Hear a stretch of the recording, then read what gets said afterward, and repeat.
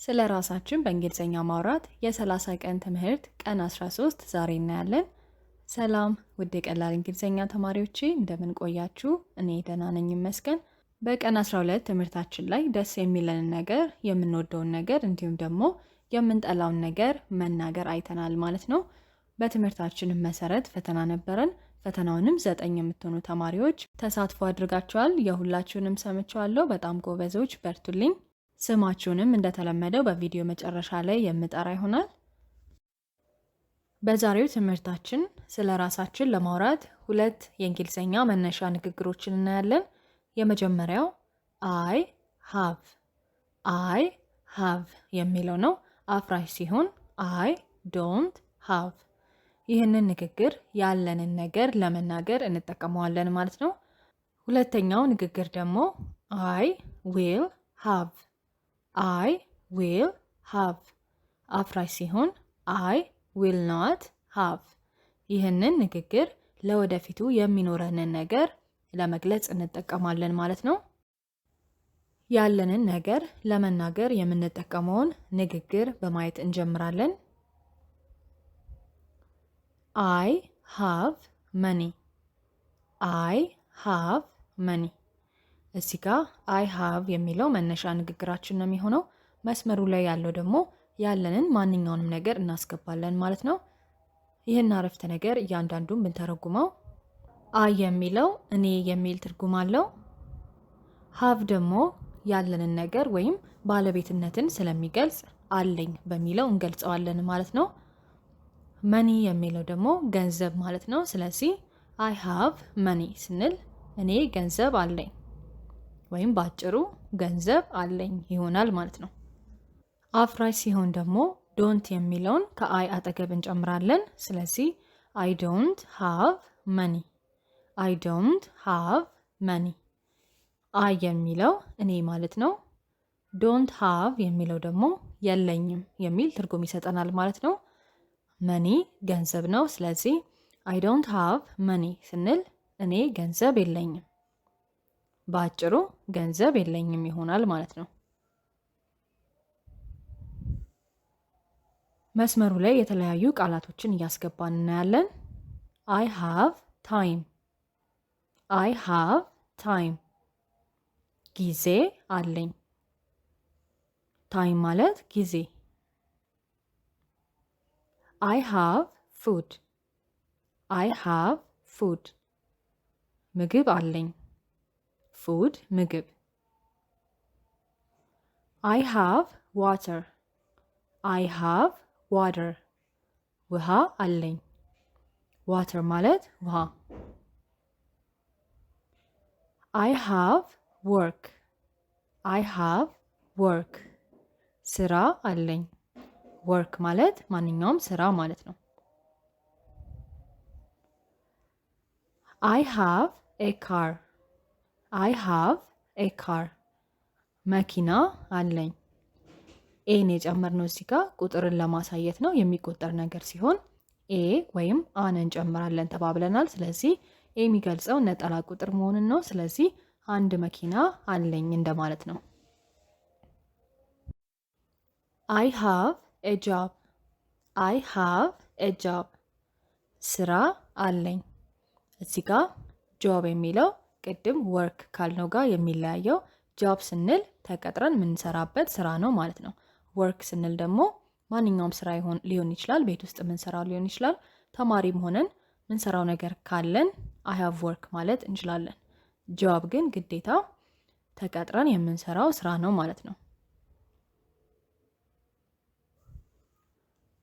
አይ ሃቭ ኤ ፍሬንድ ጓደኛ አለኝ። አይ ሃቭ ኤ ፋሚሊ ቤተሰብ አለኝ። አይ ሃቭ ኤ ዋይፍ ሚስት አለኝ። አይ ሃቭ ኤ ሀዝበንድ ባል አለኝ። አይ ሃቭ ኤ ፊቨር I have a fever. ትኩሳት አለኝ። ህመምንም በዚህ መልኩ መግለጽ ይቻላል ማለት ነው። I have a headache. I have a headache. ራስ ምታት አለኝ። I have a dream. I have a dream. ህልም አለኝ። I have a test. I have a test. ፈተና አለኝ። በዚህ መልኩ ያለንን ነገር ሙሉ መናገር እንችላለን። አፍራሽ ለማድረግ ሁሉም ንግግሮች ላይ I don't have ብለን መጀመር ነው ማለት ነው። በመቀጠል ለወደፊቱ ደግሞ የሚኖረንን ነገር ለመናገር እናያለን። አሁን ላይ የሌለን ነገር ግን ለወደፊቱ እንደሚኖረን እርግጠኛ የሆነው ነገር ነው ማለት ነው። I will have የሚለውን መነሻ ንግግር እንጠቀማለን። በመቀጠል መስመሩ ላይ ቃሉን እናስገባለን ማለት ነው። I will have children. I will have children. I እኔ ማለት ነው። will have የሚለው ደግሞ ይኖሩኛል ወይም ይኖረኛል የሚል ትርጉም ይኖረዋል ማለት ነው። children ደግሞ ልጆች። ስለዚህ I will have children ስንል እኔ ልጆች ይኖሩኛል ወይም ልጆች ይኖሩኛል ይሆናል ማለት ነው። አፍራሽ ስናደርገው ኖት የምትለዋን ነው የምንጨምረው። ዊል ከሚለው አጠገብ ኖት እንጨምርና ዊል ኖት እናደርገዋለን። ስለዚህ I will not have children. I will not have children. አይ ማለት እኔ ነው። will not have የሚለው ደግሞ አይኖሩኝም ይሆናል ወይም አይኖረኝም የሚል ትርጉም ይሰጠናል ማለት ነው። children ልጆች። ስለዚህ I will not have children ስንል እኔ ልጆች አይኖሩኝም። በአጭሩ ልጆች አይኖሩኝም።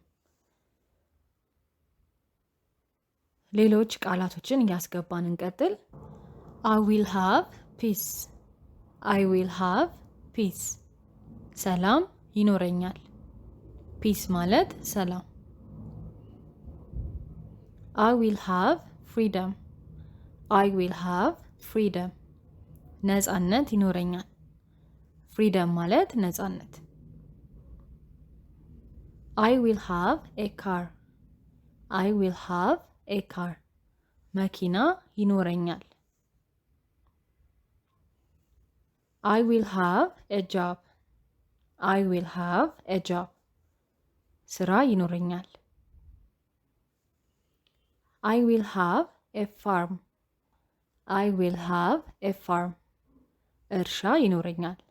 ፋርም ማለት እርሻ ነው። I will have a shop. I will have a shop. ሱቅ ይኖረኛል። ሾፕ ማለት ሱቅ። I will have a house. I will have a house. ቤት ይኖረኛል። I will have a chance. I will have a chance. እድል ይኖረኛል። ቻንስ ማለት እድል። I will have a break.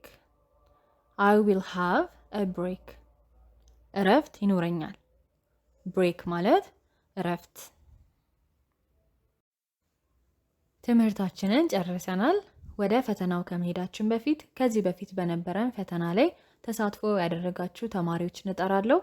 አስራት፣ ዘነበች፣ ቤተልሔም፣ መሰረት፣ መቅደስ፣ ምህረት፣ ገነት፣ ሰላም እና ኢክራም ናችሁ። ሁላችሁም ጎበዞች፣ በዚሁ ቀጥሉ። የዛሬው ፈተና የሆነው አንደኛ አሁን ያላችሁን ነገር መናገር፣ ሁለተኛ ለወደፊት የሚኖራችሁን ነገር መናገር ይሆናል ማለት ነው። ሁለቱንም 5 ንግግሮች ትናገራላችሁ። ዛሬ ከተማርነው ላይ መጠቀም ትችላላችሁ ወይም ደግሞ በራሳችሁ መስመር ውስጥ እያስገባችሁ መናገር ትችላላችሁ። የሁላችሁንም እጠብቃለሁ። በሚቀጥለው የትምህርት ቪዲዮ እስከምንገናኝ ሰላም ቆዩልኝ። ቻው ቻው።